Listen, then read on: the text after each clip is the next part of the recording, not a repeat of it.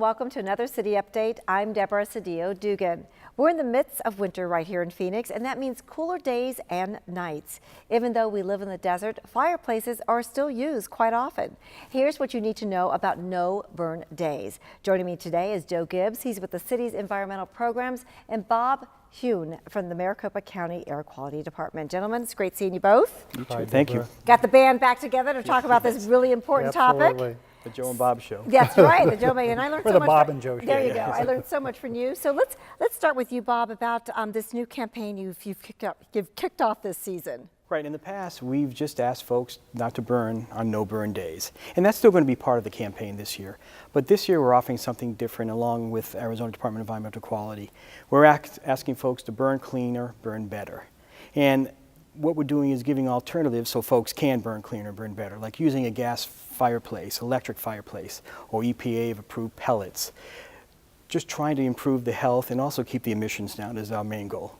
Sure. Now the people that do have the fireplaces already and they have the wood. I mean, they have to I have to do this now. I have to do that. What are you recommending? Well, we all know folks enjoy their fireplaces, and I have a wood-burning fireplace at home, and I enjoy it too. And especially around the holidays when families come around, and it's great for ambiance. It's great. But what we're asking folks is, one, if possible, to switch over to the gas fireplaces. Some people can't, obviously, or if it's on a no-burn day, please don't burn wood. We understand, that's when the highest concentrations are for the PM 2.5 for smoke, and it's also when it's the unhealthiest.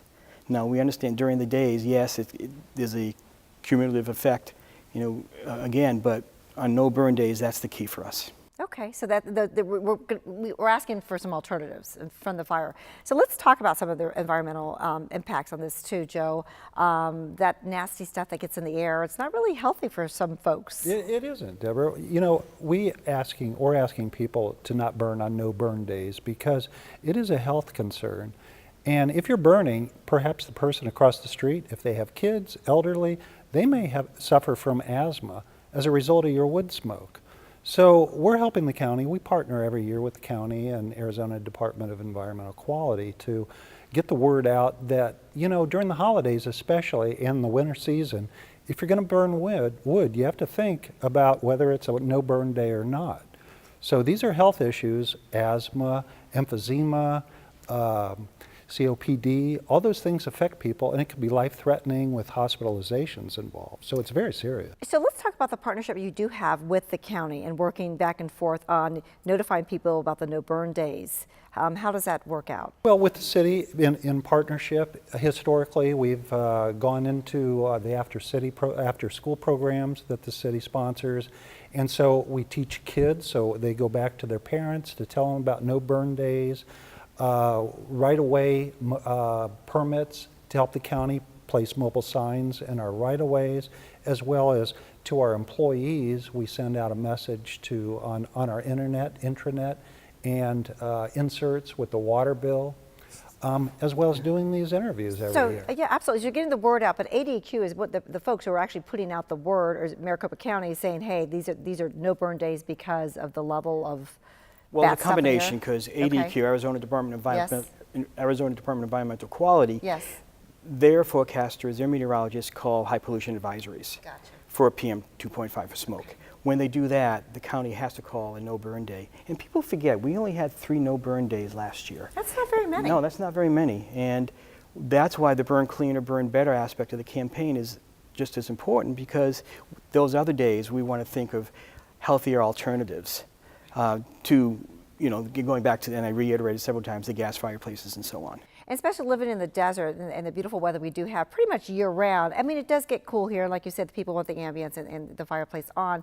So talk about this other new incentive with the fireplace retrofit.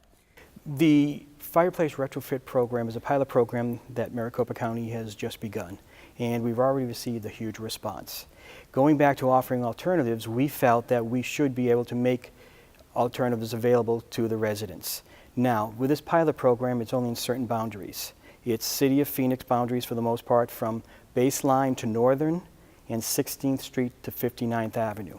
Now, if those residents have a wood-burning fireplace, then the first thing we're offering, for the most part free, is the ability to change your wood-burning fireplace to a gas fireplace. That's a great incentive. What's the criteria, though, for them to apply to get into the program? They just have to be within boundaries, and also they have to, in that case, they have to be plumbed for gas.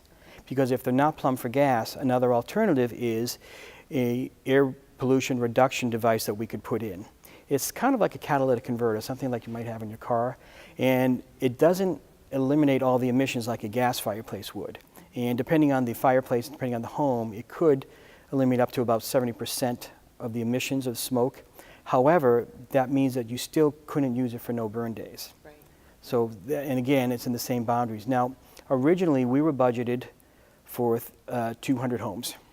We're well above that right now. The response was amazing. For this season For right this now? season. Now, we don't know if we're going to be able to expand it yet or not. We have to check with the Board of Supervisors and a few other folks to see if it's even going to happen, even if feasible. But the response was so large and so quick, we're well above the 200 potential homeowners that qualified. Well, that's wonderful news, and that's all a win-win for both the city, the county, the state, for these people that may, you know, have those health chronic illnesses too, to help them out overall.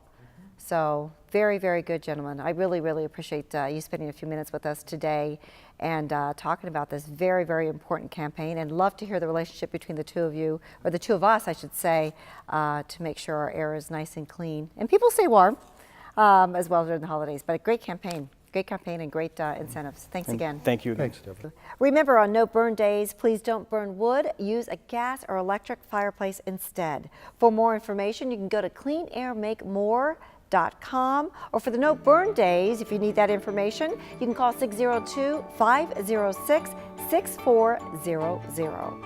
For City Update, I'm Deborah Sedillo Dugan.